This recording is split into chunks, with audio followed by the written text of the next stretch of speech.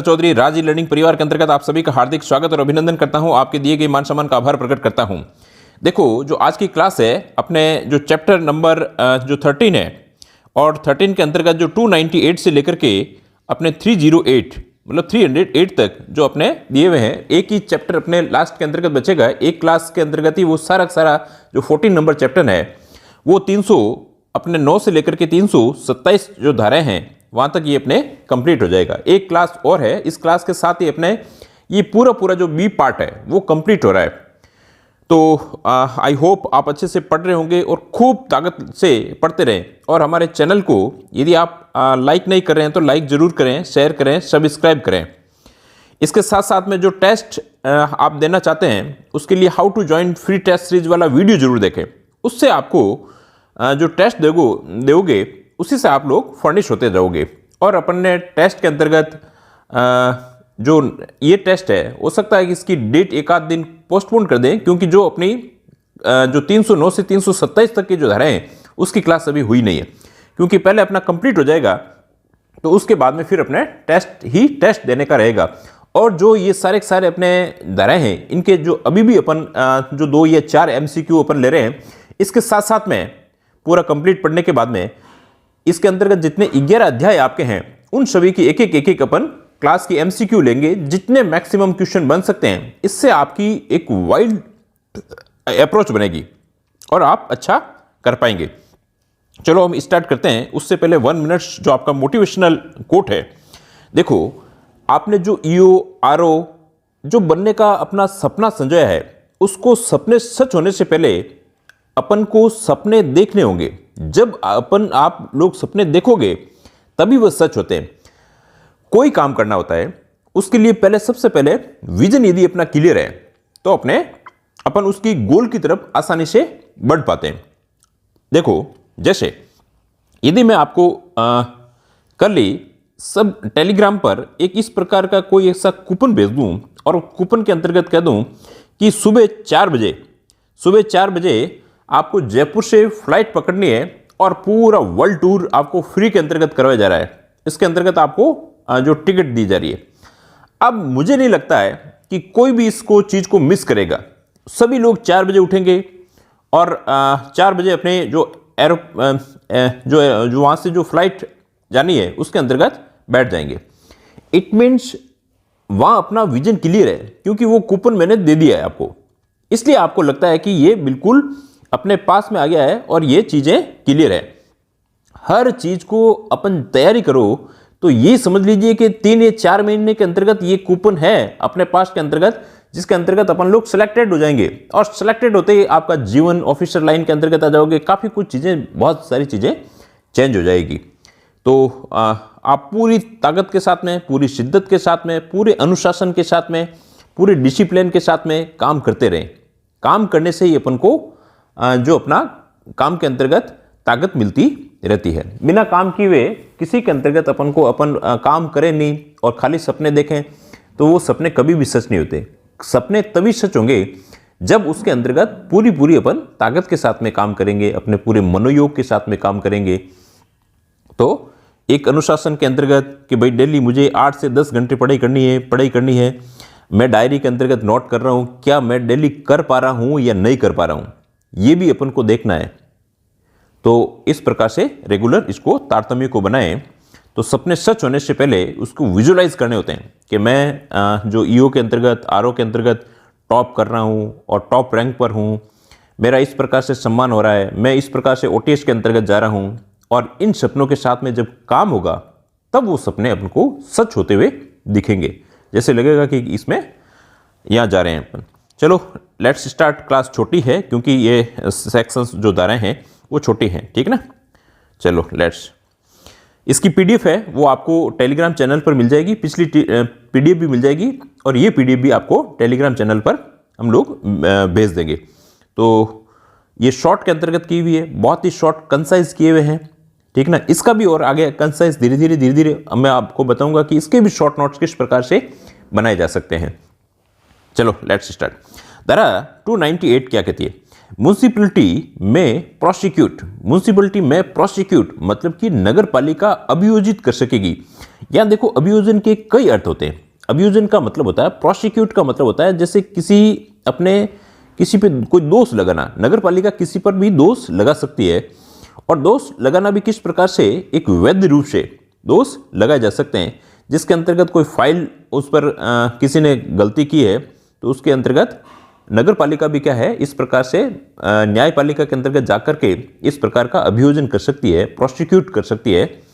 अपन कह सकते हैं कि एक प्रकार की फाइल जो है नगर पालिका के द्वारा फाइल किया जाता है, कोई केस फाइल किया जाता है तो केस भी फाइल कर सकती है। कैसे करती है, देखो नगर पालिका अधिकारी किसी भी प्रकार के लोक न्यूसेंस, यदि कोई लोक के अंतर्गत न्यूसेंस कर रहा है और अधिनियम के आदेशों का उल्लंघन के लिए अभियोजन का निर्देश दे, अभियोजन का मतलब जो केस को फाइल करने का निर्देश दे, तो अभियोजन का व्यय कहां से होगा, तो ये नगर पालिका निधि में से किया जाएगा। यहां से देखो क्वेश्चन बन सकता है, अभियोजन के लिए जो व्यय है वो कहां से किया जाएगा, राज्य सरकार देगी, ये देगी, वो देगी, तो ये ध्यान रखना है, वो नगर पालिका निधि में से व्यय किया जाएगा। और अभियोजन अपराध के 6 मास के भीतर किया जाएगा। यदि किसी ने कोई अपराध कर दिया है तो उसके साक्ष्य भी वहां तक ठीक है, अप्रोप्रिएट रहता है। आप 12 मास या ऐसा नहीं है, तो यहां से भी क्वेश्चन बहुत अच्छा बनता है। जो भी केस फाइल किया जाएगा, जो केस प्रोसिक्यूट किया जाएगा, या जो दोष लगाया जाएगा, वो कितने माह के अंतर्गत होगा, 6 मास के भीतर ही किया जाएगा। यहां से क्वेश्चन बहुत अच्छा क्वेश्चन बनता है। फिर है आरोपित शास्तीय जुर्माना न देने पर। अब आरोपित पे वाद दायर कर दिया और उसके अंतर्गत, और वाद के अंतर्गत वो हो गया कि वो डिफॉल्टर है, और डिफॉल्टर है और फिर भी वो शास्तीय जुर्माना नहीं देता है, तो मजिस्ट्रेट को आवेदन प्रस्तुत किए जाने पर जिस व्यक्ति पर धन का दावा किया गया है उसकी स्थावर या जंगम संपत्ति बेचकर वसूला किया जा सकता है।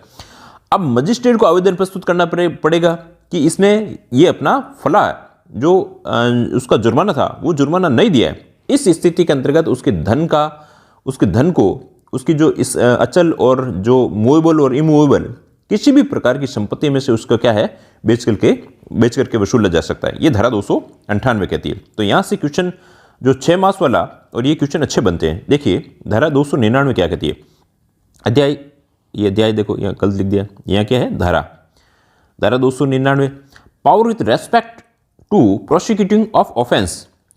अब ये कहता है अपराधों के अभियोजन के संबंध में शक्तियां। अभियोजन मतलब कि दोष लगा दिया, अब दोष लगा दिया या केस को फाइल कर दिया। आप तो यही समझिए जैसे केस को फाइल कर दिया है। अब केस को फाइल कर दिया है, इसके संबंध में नगर पालिका के पास में क्या शक्तियां हैं, तो ये शक्तियों की बात अपन कर रहे हैं। नगर पालिका चाहे तो देखो ये तो डेफिनेट है, हर केस के अंतर्गत इस प्रकार का होता है, वही इसके अंतर्गत है। नगर पालिका क्या कर सकती है, समझौता कर सकती है, और उसके बाद व्यक्ति पर कोई कार्रवाई नहीं करेगी। यदि इसने कंप्रोमाइज कर लिया है तो कंप्रोमाइज के बाद में किसी भी प्रकार का केस को फाइल नहीं किया जाता। अभियोजन को वापस ले सकती है। इनको लगता है कि इस जो अपन ने दोष लगाया है, इस दोष को क्या है, वापस से भी ले सकते हैं, केस को वापस से ले सकते हैं, और किसी अपराध को परसमन कर सकेगी।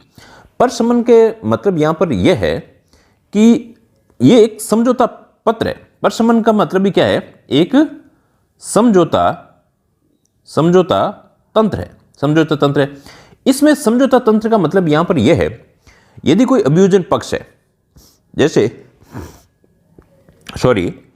नगर पालिका क्या कहती है कि कोई अपराधी है, अब इस अपराधी से कुछ क्षतिपूर्ति ले ले, या नगर पालिका का डिफॉल्टर है तो उसके अंतर्गत कुछ क्षतिपूर्ति उसको धन दे दे, तो इस प्रकार की प्रक्रिया को क्या कहते हैं, परसमन। परसमन का मतलब शांति का मतलब कंपाउंडिंग, और कंपाउंडिंग कैसे होगी, पैसों से, और वो पैसे यदि दोनों किए जा सकते हैं, दोनों स्थिति के अंतर्गत है।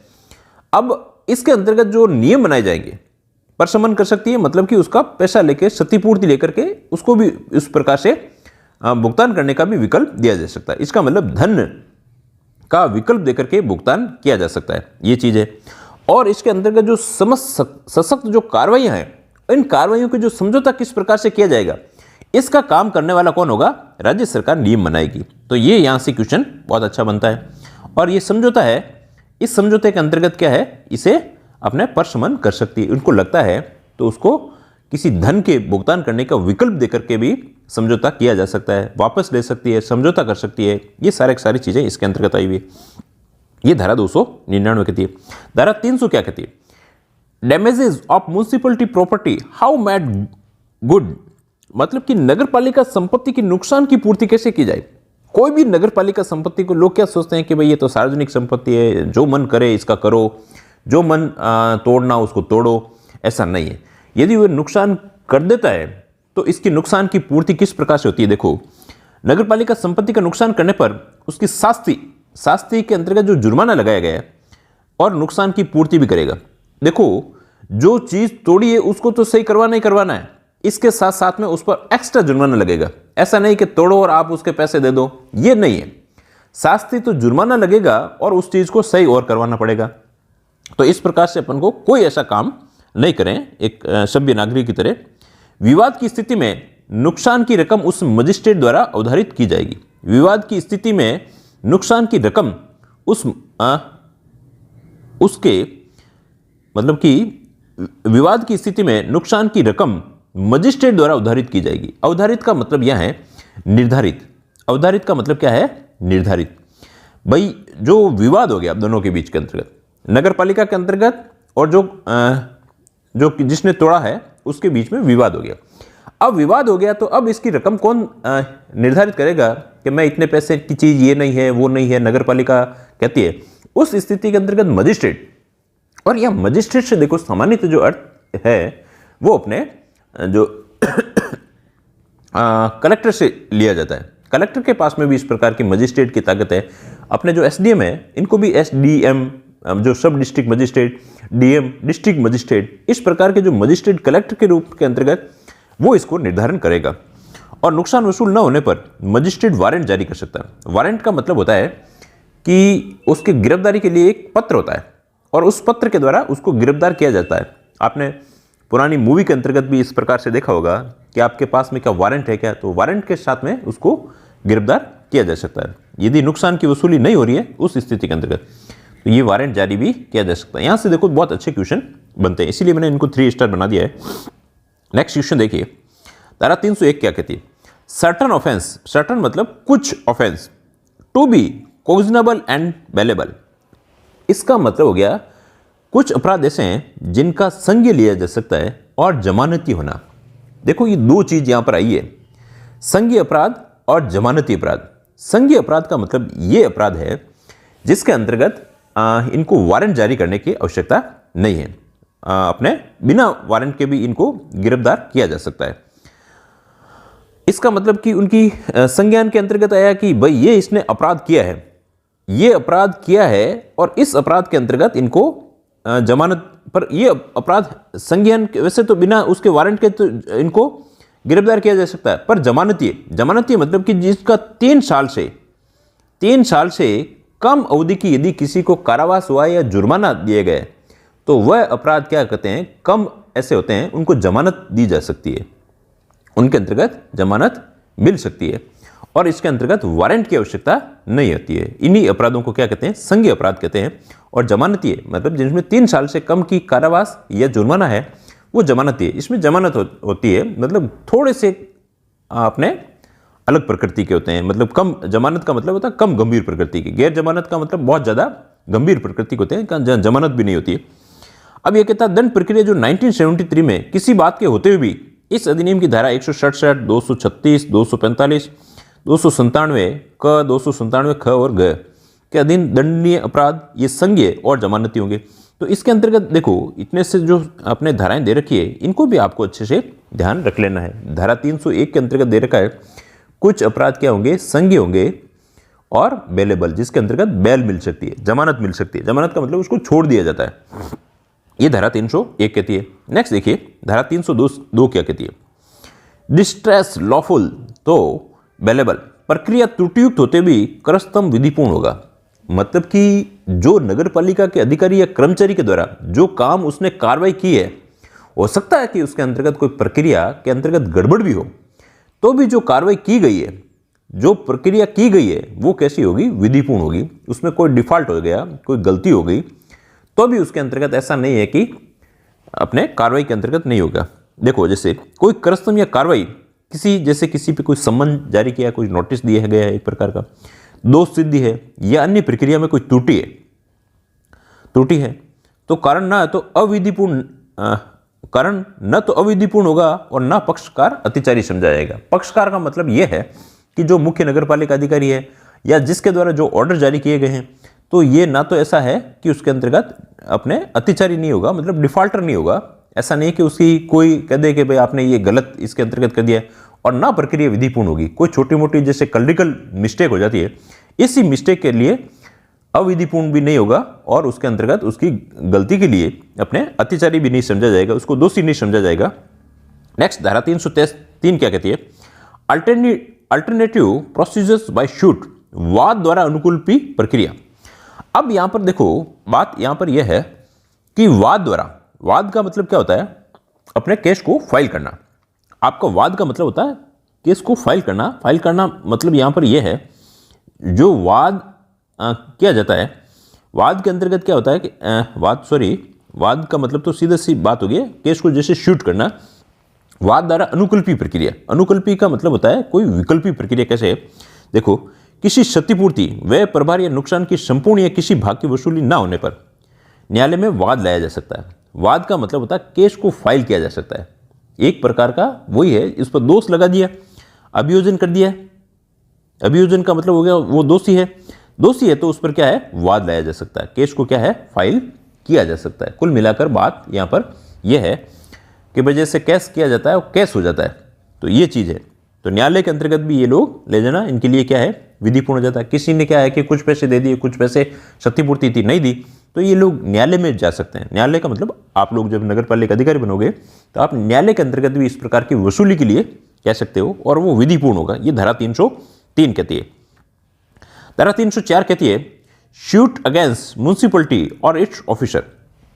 जो वाद यदि नगरपालिका के किसी अधिकारी ने कोई काम किया है नगरपालिका के अधिकारी के रूप में, उस स्थिति के अंतर्गत उसके जो उसकी पदीय हैसियत, जो उसके पदीय कर्तव्य है, उन कर्तव्यों को करते हुए किसी को लगता है कि इसके गलत काम किया है, अब यदि उस पर कोई वाद लाया जाता है तो इनको कुछ इस प्रकार के कुछ छूट भी मिली होती है। देखो किस प्रकार से नगरपालिका या उसके अधिकारियों के विरुद्ध वाद, इन्होंने कोई अपने पद पर काम करते हुए कोई काम गलत हो गया है या किसी को लगता है कि गलत होने की संभावना है, उस स्थिति में देखो सबसे पहले किसी कर्मचारी अधिकारी की पदीय हैसियत से किए गए कार्य, जो पद की हैसियत से किए गए घरेलू कार्य नहीं, वाद लाने के पूर्व लिखित नोटिस देना होगा। सबसे पहले तो उनको क्या देना पड़ेगा? लिखित नोटिस देना पड़ेगा। अब लिखित नोटिस ला दिया है, वाद लाने से लिखित नोटिस, और नोटिस के 2 मास समाप्त होने तक वाद नहीं लाया जा सकता। उससे पहले केस को फाइल भी नहीं लाया जा सकता। पहले उसको नोटिस दिया जाता है कि ये फला काम आपने पदीय हैसियत से गलत किया गया है। ये उसका कोई जवाब दे देता तो ठीक है, नहीं देता तो उसके 2 मास बाद में फिर वाद लाया जा सकता है। 2 मास बाद में लाया जा सकता है। और कोई वाद की कार्रवाई के पश्चात 6 मास के भीतर ही कार्रवाई प्रारंभ होगी। 6 मास के भीतर ही कार्रवाई प्रारंभ हो जाएगी। यदि कोई लगता है इसने कोई ऐसा गलत काम कर दिया है तो उसकी जो स्थावर, जो अचल संपत्ति है उसमें से नहीं, जो मूवेबल संपत्ति है उसमें से उसका भुगतान करने का कहा जा सकता है। ये चीज इसके अंतर्गत कही गई। नेक्स्ट देखिए धारा 305 क्या कहती है?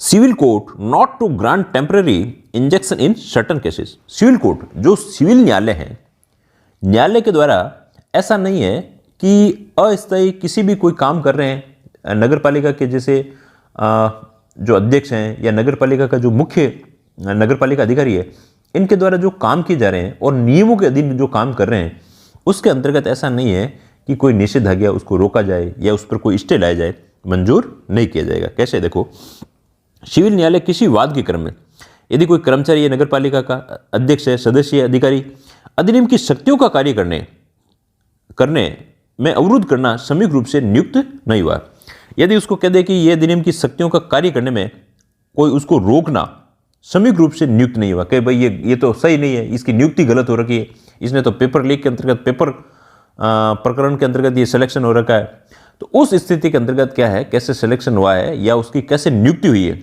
उस पर किसी भी प्रकार का स्टे नहीं लाया जाता है। और ना ही किसी विशेष रीति से जो चुनाव संपन्न हुए हैं, जिसके अंतर्गत अध्यक्ष, उपाध्यक्ष वगैरह चुने गए हैं, उस आधार पर न्यायालय में अंतिम आदेश नहीं होगा। ये कह देंगे कि ये फला प्रक्रिया के अंतर्गत ये त्रुटि थी और त्रुटि के द्वारा ये अध्यक्ष बने, तो इस काम के अंतर्गत स्टे लेके आ जाओ। तो ऐसी स्थिति के अंतर्गत सिविल न्यायालय इस प्रकार की निषेधाज्ञा या स्टे को नहीं देगा। ये धारा 305 कहती है। धारा 306 क्या कहती है? धारा 306 कहती है पावर ऑफ कंप्रोमाइजेस, समझौते किए जा सकते हैं। और समझौते के अंतर्गत क्या है? नगर पालिका किसी बात पर समझौता या प्रशमन का मतलब होता है क्षतिपूर्ति, कोई धन देकर के किसी के साथ में समझौता करना, कोई भुगतान करके विकल्प दिया जा सकता है। तो ऐसा या तो समझौता कर लेती है या प्रशमन कर सकती है। और किसी व्यक्ति के नुकसान को नगर पालिका निधि से क्षतिपूर्ति दे सकेगी। अब नगर पालिका किसी व्यक्ति का नुकसान किया नगर पालिका के द्वारा, तो क्षतिपूर्ति किससे दी जाएगी? नगर पालिका निधि के द्वारा, क्योंकि सारा धन है जो नगर पालिका निधि के अंतर्गत रहता है। नेक्स्ट देखिए धारा 307 क्या कहती है? Mode of proof municipal records, नगर पालिका अभिलेखों को साबित करने की शक्ति। नगर पालिका के जो अभिलेख हैं और जो उसके अंतर्गत जो प्रमाणित करने वाला जो समीक रूप से प्रमाणित करता है, यदि वो कोई ईओ है या कोई आरओ है, जो भी है उसके अंतर्गत प्रमाणित करने वाला है, तो उन साक्ष्यों को वो प्रमाणित करने के बाद में वो साक्ष्य क्या है? प्रथम दृष्टया साक्ष्य के रूप में प्रस्तुत किए जा सकते हैं। जैसे कोर्ट के अंतर्गत उनको कहीं दर्शित करना है तो उनके वाले किए जा सकते हैं। देखो, नगर पालिका कब्जे में किसी रसीद, आवेदन पत्र, नोटिस या आदेश की प्रति समीक रूप से प्रमाणित हो, जो उचित रूप से प्रमाणित होना चाहिए वैसी प्रमाणित हो, तो प्रथम दृष्टया साक्ष्य के रूप में प्रस्तुत किए जा सकते हैं, प्रथम दृष्टया। और यदि उसको लगे तो रिकॉर्ड भी कोर्ट मंगवा सकता है। ये बात है 307 के अंतर्गत। धारा 308 क्या कहती है? Restrictions on summoning of municipal servants to procedure documents. अब बात आती है कि कई बार ऐसी स्थिति होती है कि आप और मैं लड़ाई कर रहे हैं, और कह रहे हैं कि ये प्लॉट मेरा है और ये प्लॉट मेरा है। नगर पालिका के अंतर्गत कोई भूमि या भवन के अंतर्गत जो विवाद की स्थिति है, अब नगर पालिका ने जो प्रमाणित प्रतियां अपन को दे दी है, उसी के आधार पर ही अपन को अपने कोर्ट के अंतर्गत बुलाया जाता है। ऐसा नहीं कि अब बात अपने बीच में विवाद हो और सीधे नगर पालिका को कोर्ट घसीट करके बुला ले, ऐसा नहीं होता है। तो दस्तावेज प्रस्तुत करने के लिए नगर पालिका कर्मचारियों को सम्मन करने पर निर्बंधन का मतलब रोक लगाई जाती है ना, रिस्ट्रिक्शंस। किस प्रकार से? नगर पालिका यदि कोई पक्षकार नहीं है, पक्षकार तो आप और हम है, पक्षकार नहीं है, तब कोई रजिस्टर या दस्तावेज प्रमाणित प्रति द्वारा साबित की जा सकती है। जो भी प्रमाणित प्रति नगर पालिका के द्वारा दी गई है उसी के द्वारा अपन उसको साबित किया जा सकता है। तब साक्षी के रूप में नगर पालिका से अपेक्षा न की जाएगी। यदि कोई विशेष कारण हो तो न्यायालय आदेश दे सकता है, अदरवाइज नहीं दिया जा सकता। ये इसके अंतर्गत धारा 308 कहती है। अब इसके साथ में हम कुछ एमसीक्यू लिए हैं। देखो, इसके अंतर्गत राजस्थान नगर पालिका अधिनियम की धारा 299 में अपराधों के अभियोजन के संबंध में समझौते के नियम किसके द्वारा बनाए जाएंगे? जो अपराधों के अभियोजन के संबंध में जो समझौते के नियम बनाए जाते हैं वो किसके द्वारा बनाएंगे? जिला कलेक्टर, मुख्य नगर पालिका अधिकारी, अध्यक्ष द्वारा। तो जो समझौते के नियम बनाए जाते हैं वो कौन बनाती है? राज्य सरकार के द्वारा बनाए जाते हैं। ये देखो, अपन ने अभी जस्ट इसको पहले पढ़ा था, तो इसके अंतर्गत कौन बनाएगी? राज्य सरकार के द्वारा बनाए जाते हैं। तो ये इस प्रकार से है। नेक्स्ट देखिए, राजस्थान नगर पालिका अधिनियम 2009 की धारा 300 में नगर पालिका की संपत्ति के नुकसान की पूर्ति विवाद की स्थिति होने पर राशि कौन तय करेगा? विवाद की स्थिति है, अब राशि कौन तय करेगा? अध्यक्ष भी नहीं करेगा, मुख्य नगर पालिका अधिकारी नहीं करेगा, तहसीलदार नहीं करेगा, कौन करेगा? मजिस्ट्रेट, डीएम, कलेक्टर के द्वारा इस प्रकार की राशि का तय किया जाता है। नेक्स्ट देखिए, राजस्थान नगर पालिका अधिनियम 2009 की धारा 304 नगर पालिका के अधिकारियों के विरुद्ध नोटिस के कितने महीने बाद में वाद लाया जा सकता है, उसको केस को फाइल किया जा सकता है? तो 1 महीने नहीं, 3 महीने नहीं, 2 महीने। तो इसके अंतर्गत क्या हो जाएगा? बी ऑप्शन सही हो जाएगा। तो एक बार इसका फटाफट अपन देखो फर्स्ट रिवीजन कर लेते हैं। धारा 298 कहती है जो नगर पालिकाओं के अभियोजन और वाद से संबंधित है, नगर पालिका अभियोजित कर सकेगी। यहाँ अभियोजित का अर्थ यह है नगर पालिका केस को प्रोसिक्यूट कर सकेगी, किसी पर दोषारोपण कर सकेगी उस स्थिति के अंतर्गत जब कोई लोक न्यूसेंस करता है और अधिनियम के जो आदेश है उनका उल्लंघन करता है, और उस स्थिति के अंतर्गत जो इसके अंतर्गत जो व्यय किया जाता है कोर्ट इस केस को फाइल करने के लिए, वो नगर पालिका निधि से अपने खर्च किया जाएगा, और अभियोजन के जो अपराध है उसके 6 मास के भीतर ही किया जाएगा। ये बात यहाँ पर बताई गई है, और उसकी स्थावर संपत्ति से भी वसूला जा सकता है। धारा 299 क्या कहती है? अपराध के लिए जो अभियोजन के संबंध में समझौता है, समझौता कर सकता है, वापस ले सकता है, प्रशमन कर सकता है, और इसके जो नियम बनाए जाएंगे राज्य सरकार द्वारा बनाए जाएंगे। धारा 300 क्या कहती है? नगरपालिका संपत्ति के नुकसान की पूर्ति कैसे की जाए, जो शास्त्रीय जो नुकसान है उसके अंतर्गत यदि विवाद की स्थिति हो जाती है तब उस स्थिति के अंतर्गत मजिस्ट्रेट द्वारा अवधारित किए जाते हैं, और इसमें यदि वो नहीं चुकाता है तो मजिस्ट्रेट वारंट भी जारी कर सकता है। धारा 301 क्या कहती है, कुछ अपराधों के अंतर्गत जो संज्ञेय हैं, जो कॉग्नेबल हैं और जमानती हैं। कॉग्नेबल का यहाँ पर अर्थ यह है उनको बिना वारंट के भी अपने गिरफ्तार किया जा सकता है, और जमानती का यहाँ पर अपराध यह है कि अपराध ऐसा गंभीर प्रकृति का नहीं है, 3 साल से कम प्रकृति का है, उस स्थिति के अंतर्गत इसमें जमानत हो सकती है।